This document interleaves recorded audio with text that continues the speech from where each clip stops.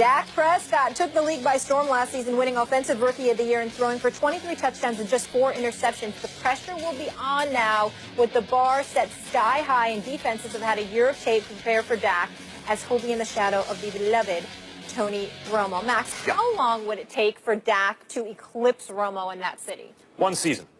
And let me just include. Way to set the bar high. And a postseason. I mean, like, if Romo's won 2 playoff games in his career, Dak already almost came back on Aaron Rodgers, by the way. That was a great performance, even though they wound up losing. If Dak wins 2 playoff games this season, he's equal Tony Romo. If he wins 3, if he gets to a championship game, forget about the Super Bowl, just a championship game.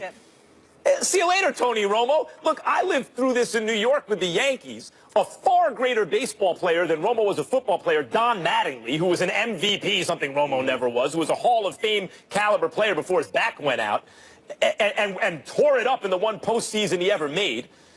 He retires. The Yankees trade for Tino Martinez. Everyone's like, boy, I'd hate to be Tino Martinez following Don Mattingly.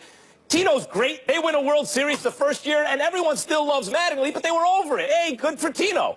In this case, that can far exceed anything Romo ever did right now. I know Romo is worshipped in the Dallas area. In the rest of the known universe, he's admired appropriately. Right. That could pass him right now. I could not agree more. Here's your issue with Romo.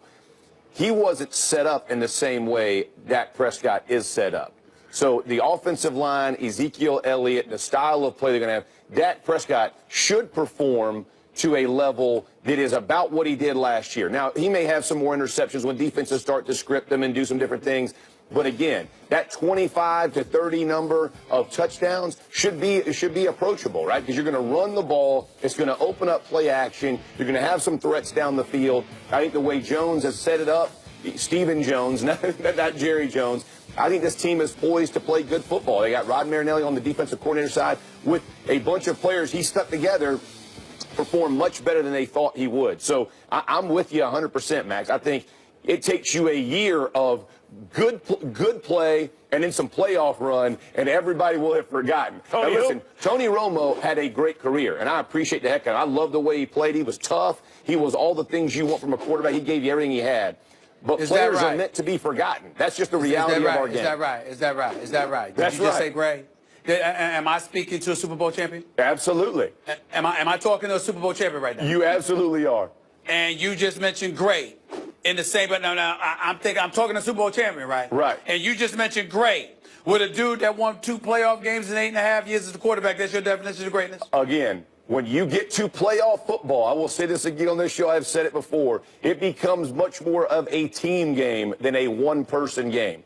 Defenses are naturally going to be better because of the talent you're playing, but Tony Romo was definitely a great player at what you asked him to do. The guy had 30-plus touchdowns in 7 or 8 years, man. I'm trying to get to a point, we're Jeff. going to dismiss what he did as a career? Yes, we are, and I'm going to tell you why. I'm going to celebrate him as maverick of a day. Allow me to finish. I'm going to get on you, Jeff Saturday. Bring it. Who did you play with? Peyton Manning? Yes, sir. Aaron Rodgers? Yes, sir. Don't you call them great? Different level and of Tony great. Romo belongs in the same sentence as those dudes? I didn't say that. I didn't say that. But well, that's what I'm saying. Yeah. But there's levels to this. Could you at least give me that? There are levels to this. I agree. All right, well, then, I would ask you, Jeff Saturday, the great Jeff Saturday, I would ask you personally, could you please make sure that you specify and you dot those I's and cross those T's when it comes to greatness. Now, let me get back to Max and you when it comes to the issue of Tony Romo. If you want to sit up there, let me tell y'all why both of y'all are wrong. You left out a whole bunch of stuff in terms of Dak Prescott eclipsing Tony Romo. Sure, Max, 2 playoff victories. That'll do the trick, according to you. But you got to remember, you got to hang out with Jerry Jones. You got to watch the grandkids play football.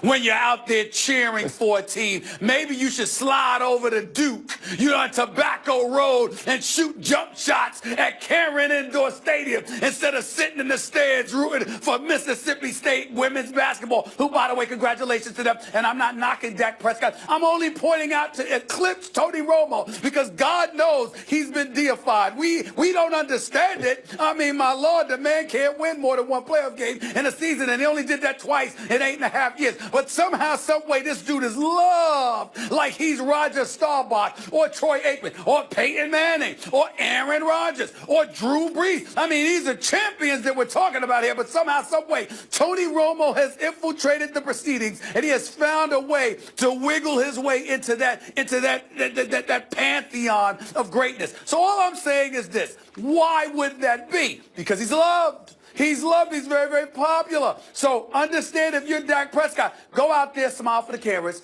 Make sure you're personable and you got that nice aw shucks mentality. Hang out with the billionaire owner. Watch his grandchildren play football. Make sure you do that. Go shop for Christmas gifts, by the way. Feel free to don an apron and put on some and cook for some Thanksgiving dinner. All of these things are things that Tony Romo has done at one time or another, which have clearly contributed to this love affair everybody has for him, because they damn sure ain't winning. I can tell you that. Well, look, if you win a Super Bowl, all that stuff doesn't matter anymore. You win a Super Bowl, you are the man. You get to a championship game, a conference game that Tony Romo never got to, you probably already did it. Yeah. Can I ask you a question? Go ahead. Who's more loved today? Are you ready for this? Yeah. And this is going to blow y'all away. Go ahead. Who's more loved in Dallas, Troy Aikman or Tony Romo? Troy Aikman. Yeah. Yeah. No, Troy he's not. Aikman. Well, No, you're he's talking not. about recency No, he's bias. not. I mean, Romo No, he's just not. played.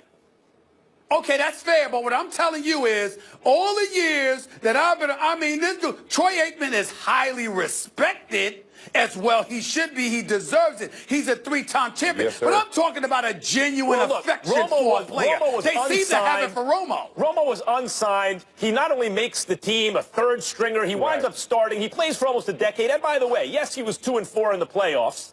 But, if Dez gets the call and Romo made the throw, he's 3-3. And if he holds on to the snap, he's 4-2. These things are very, very close. Why judge him then? Let me apologize to Tony Romo on national television. Because every single year, we constantly hear he was undrafted. He was undrafted. Look at what he did. So he gets absolved from levels of ineptitude that we clearly have witnessed throughout his career. He's 78 and 49 during the regular season. We know he can play. He's no scrub. He's got great talent. We're not taking any of that away from him. But I thought at some point in time, you get to be judged by your results. He doesn't have it, but we treat him like he does. Traveled. It's ridiculous. They give you extra credit for distance traveled, Stephen A. Can I ask you a question, Jeff Saturday? Yes, Jeff Saturday, listen, you're a champion, and you know the game better than most, and you've been at this business for a little bit while now, and I think you'd be an outstanding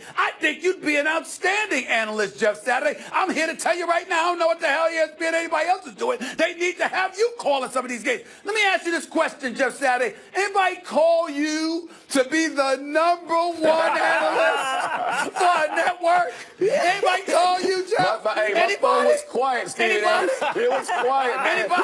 I had to earn that living, man. It ain't no different in the league. I'm undrafted. Hey, listen. I don't get to that stratosphere. I did my final take yesterday, Jeff, on these professional athletes, particularly these NBA players, get paid all of this money, but and somehow, some way, it doesn't matter what happens because they're going to still get that money. They're going to still get that shine. I owe them an apology because, damn it, all I needed to do was mention Tony Romo and stop. You don't have to win in order to get it all. Stephen A., how you don't long have to before, win. If that, Unbelievable. Stephen A., how long before Dak overtakes Romo? What does it take? Is it a year? Is it 5 years? What does he have to do to overtake Romo aside from playing with Jerry Jones' grandkids? I think he's going to have to be consistently relevant in the playoff picture.